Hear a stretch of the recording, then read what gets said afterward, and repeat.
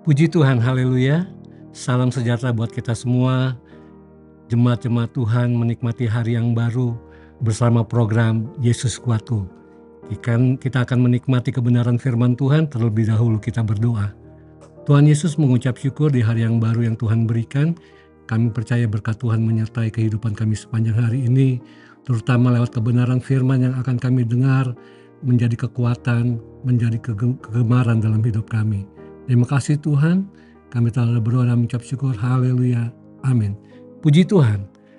Tema pada saat ini adalah word of truth atau kata kebenaran. Ada 3 poin yang ingin saya bagikan pada renungan hari ini. Yang pertama kita lihat dalam 2 Timotius pasal yang kedua ayat yang ke-15.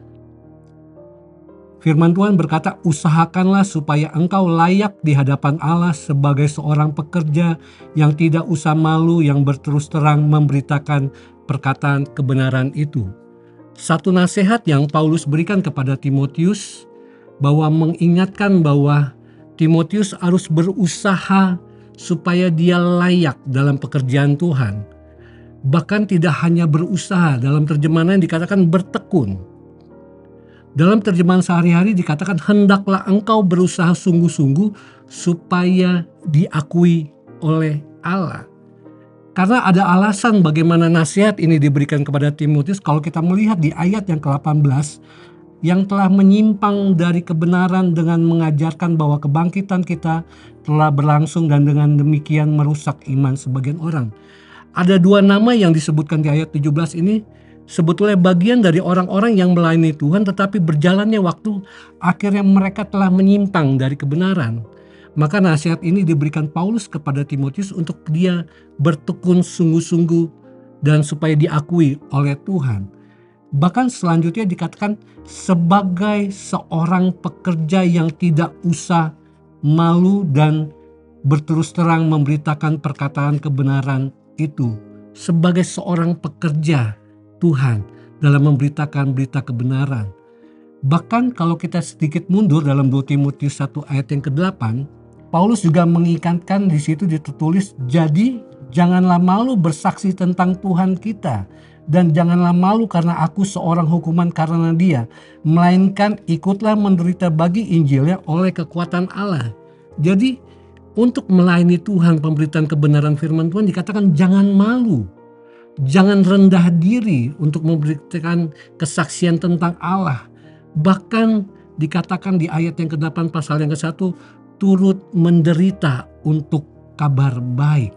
Kalau kita lihat dalam terjemahan lain dikatakan memberitakan perkataan kebenaran itu, atau dikatakan mengajarkan dengan tepat, melakukan yang benar, perkataan kebenaran. Tidak hanya diberitakan, tidak hanya diajarkan, tetapi Paulus menasihati Timotius untuk melakukan kebenaran tentang perkataan kebenaran. Apa artinya perkataan kebenaran? Yohanes 17 ayat yang ke-17 dikatakan firman-Mu adalah kebenaran. Jadi perkataan kebenaran berbicara tentang firman Tuhan. Bahkan selanjutnya dalam Kolose 1 ayat yang ke-5 dikatakan pengharapan dalam firman kebenaran. Di dalam perkataan kebenaran, di dalam firman kebenaran, mengajarkan kepada saudara semua pengharapan. Yang dalam artinya pengharapan yang penuh sukacita dan penuh keyakinan akan keselamatan kekal untuk saudara dan saya. Kita masuk di poin yang kedua. Kalau kita lihat 1 Timotius 4 ayat yang ke-12, firman Tuhan katakan kepada Timotius, jangan seorang pun menganggap engkau rendah karena engkau muda.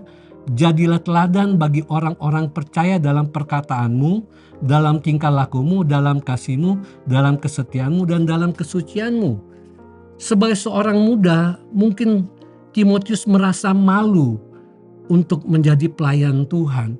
Tetapi Paulus mengingatkan dalam masa mudanya, jadilah teladan, jadilah contoh yang patut ditiru.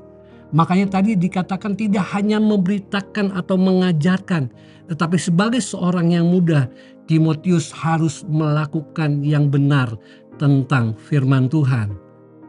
Janganlah engkau malu sebagai orang muda. Bahkan Kalau kita lihat dalam Mazmur 119 ayat yang ke-9, firman Tuhan katakan, dengan apakah seorang muda mempertahankan kelakuannya bersih? Dengan menjaganya sesuai dengan firman-Mu.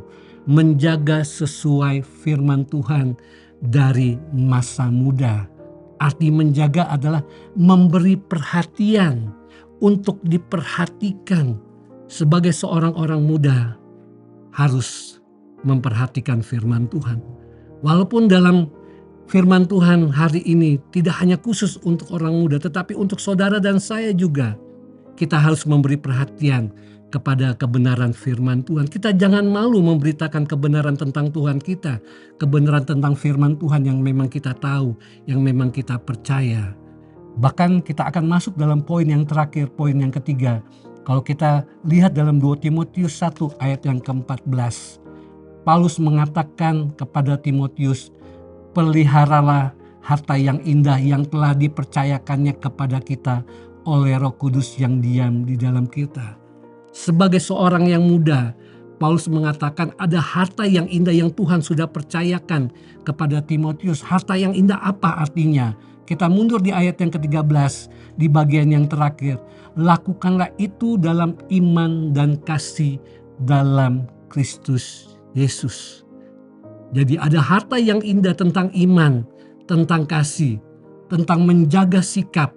Tidak usah malu memberitakan kebenaran firman Tuhan, kata-kata kebenaran firman Tuhan yang mendatangkan pengharapan dalam hidup saudara dan saya. Jadi di saat saudara masih diberikan kesempatan dari masa muda, dari anak-anak, remaja, pemuda, bahkan sampai orang tua, pakailah hidupmu untuk memberitakan kebenaran firman Tuhan.